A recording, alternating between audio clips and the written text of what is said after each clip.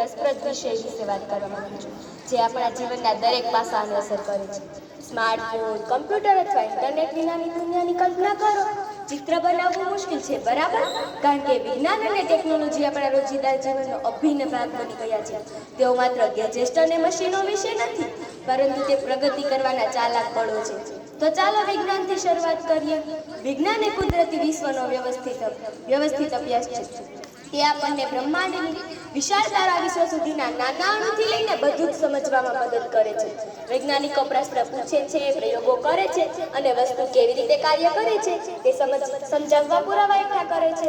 ઉકળતા પાણીની એક સરળ ક્રિયા વિશે વિચારો. વિજ્ઞાન સમજાવે છે કે શા માટે પાણી 100 ડિગ્રી સેલ્સિયસ પર બળે છે અને વરાળમાં ફેરવાય છે. આ સમજણ સ્ટીમ એન્જિન જેવી શોધો તરફ દોરી જાય છે, જેણે ઔદ્યોગિક ક્રાંતિ સમજવામાં પરિવર્તન લાવ્યા. વિજ્ઞાન દરેક જગ્યાએ છે. આપણે જે હવામાં શ્વાસ લઈએ છીએ, ખોરાક જે આપણે ખાઈએ છીએ અને દવાઓ જે આપણને સ્વસ્થ રાખે છે.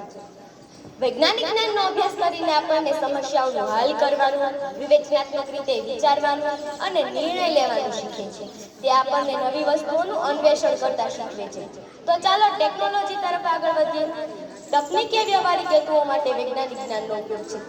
તે આપણા જીવનને સરળ અને વધુ કાર્યક્ષમ બનાવવા માટે સાધનો, મશીનો અને તકનીકનો ઉપયોગ કરવા વિશે છે. ઉદાહરણ વ્હીલથી લઈને ઇન્ટરનેટ સુધી તકનીકીએ માનવ સંસ્કૃતિને આકાર આપ્યો છે. ઉદાહરણ તરીકે તમારા ખિસ્સામાં રહેલો સ્માર્ટફોન લો.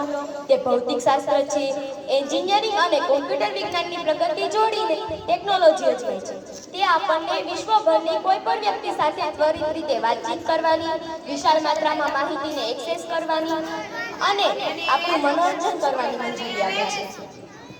તો વિદ્યાર્થી તરીકે મારા માટે શા માટે મહત્વનું છે? વિજ્ઞાન